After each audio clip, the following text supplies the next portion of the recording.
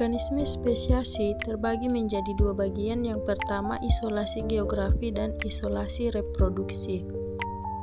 Pada isolasi reproduksi terbagi menjadi dua bagian, yaitu isolasi sebelum perkawinan dan isolasi setelah perkawinan, di mana isolasi sebelum perkawinan dibagi menjadi 6 bagian.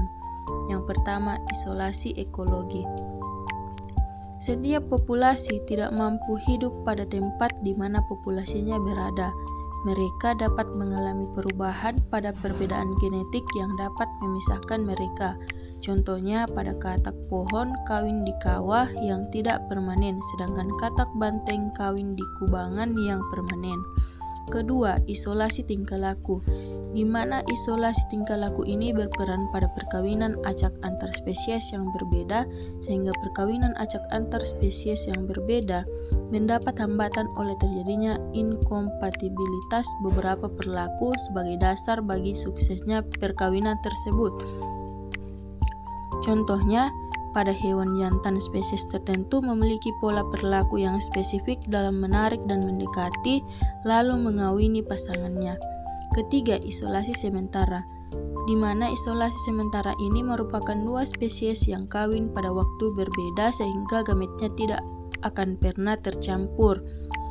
Contohnya pada 3 spesies dari genus anggrek Dendronium yang hidup di musim tropis basah yang sama tidak terhibridisasi karena ketiga spesies ini berbeda. Keempat, isolasi mekanik, ditunjukkan oleh inkompatibilitas alat reproduksi antara dua spesies yang berbeda, sehingga pada saat terjadinya perkawinan salah satu pasangan menderita. Contohnya pada tumbuhan sange hitam memiliki struktur bunga yang kecil dan hanya bisa dipolinasi oleh lebah kecil, sedangkan sange besar hanya bisa dipolinasi oleh lebah yang besar. Kelima, isolasi gametis, di mana isolasi gametis ini menghalangi terjadinya fertilisasi akibat susunan kimiawi dan molekul yang berbeda antara dua sel gamet, seperti spermatozoa yang mengalami kerusakan di daerah traktus genital organ betina karena adanya reaksi antigenik menjadi immobilitas dan mengalami kematian sebelum mencapai atau bertemu sel telur. Terakhir, yang keenam, isolasi habitat, di mana dua spesies yang kerabat dekat seperti ular garter di Amerika Utara bagian barat yang hidup di darat dan air tidak mungkin saling kawin. Kedua, isolasi setelah perkawinan, di mana isolasi setelah perkawinan ini juga terbagi menjadi 3 bagian. Yang pertama, kematian zigot, di mana sel telur yang dibuahi oleh sperma spesies lain seringkali tidak mengalami perkembangan reguler pada setiap stadianya, sehingga zigot tersebut mengalami abnormalitas dan tidak mencapai tahapan maturitas yang baik atau mengalami kematian pada stadia awal perkembangannya.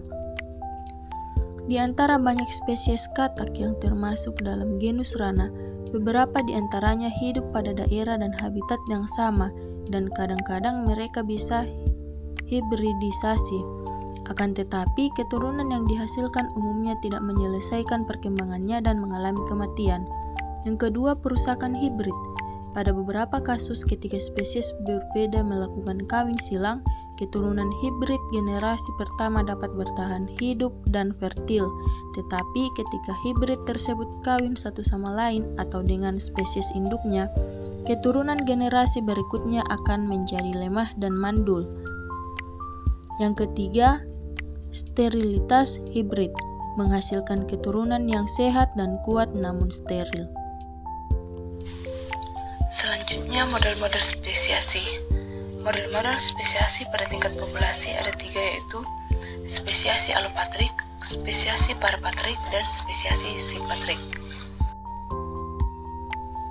Yang pertama, spesiasi allopatrik.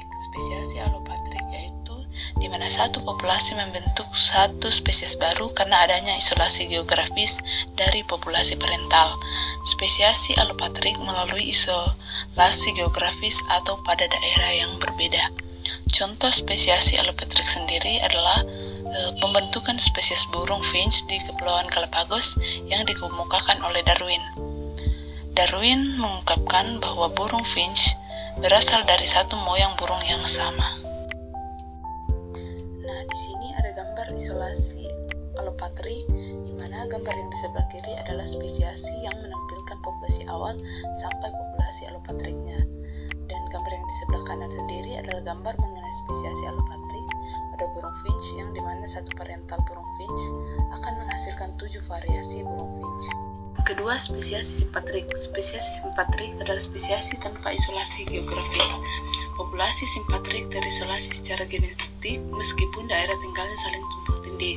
Spesiasi ini terjadi tanpa isolasi geografik atau pada daerah yang sama.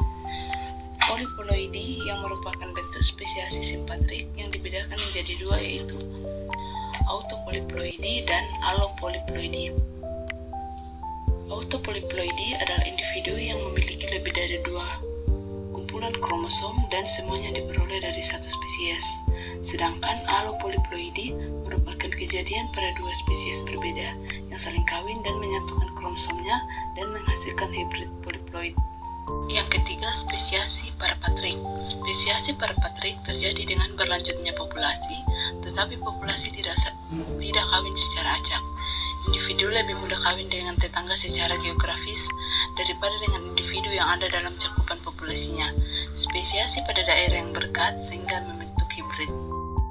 Ini adalah gambar dari skema spesiasi parapatrik, populasi yang terus didistribusikan, di mana pada gambar tersebut populasi kumbang berwarna hijau cerah lebih cenderung kawin dengan tetangganya kumbang hijau gelap. Interbreeding tersebut menyebabkan terjadinya spesies baru yang berwarna ungu. Kepunahan berarti hilangnya keberadaan dari sebuah spesies atau sekelompok takson. Waktu kepunahan sebuah spesies ditandai dengan matinya individu terakhir seperti spesies tersebut. Kepunahan terjadi bila tidak ada lagi makhluk hidup dari spesies tersebut yang dapat berkembang biak dan membentuk generasi. Suatu spesies juga disebut fungsional punah bila beberapa anggotanya masih hidup tetapi tidak mampu berkembang biak, misalnya karena sudah tua atau hanya ada satu jenis. Beberapa faktor terbesar yang menyebabkan kepunahan yaitu perusakan habitat planet secara berkesinambungan berubah, mengakibatkan habitat-habitat makhluk hidup juga terus berganti dan berubah. Hilangnya habitat dengan cepat adalah penyebab utama dari kepunahan spesies. Serangan terkuat dalam mempercepat hilangnya habitat-habitat tersebut adalah campur tangan manusia, punahnya ikan dan spesies air tercemar berbagai habitat, dan perubahan iklim global disebabkan oleh pelepasan gas rumah kaca, semua hasil aktivitas manusia. Kemudian eksploitasi yang berlebihan. Spesies yang menghadapi eksploitasi yang berlebihan adalah salah satu yang dapat menjadi sangat terancam atau bahkan punah berdasarkan tingkat di mana spesies ini sedang digunakan. Contoh eksploitasi berlebihan yaitu perburuan paus selama abad 20 dan industri penangkapan ikan paus membawa banyak spesies ikan paus untuk ukuran populasi yang sangat rendah. Faktor lainnya, penyakit contoh virus rabies dan distemper anjing saat ini menghancurkan populasi karnivora di Afrika Timur. Populasi dan terbatasnya distribusi polusi memiliki dampak serius spesies dan darat dan air ganda, dan distribusi yang terbatas sering konsekuensi dari ancaman lain. Populasi terbatas pada daerah kecil karena kehilangan habitat, misalnya mungkin malapetaka dipengaruhi oleh faktor acak.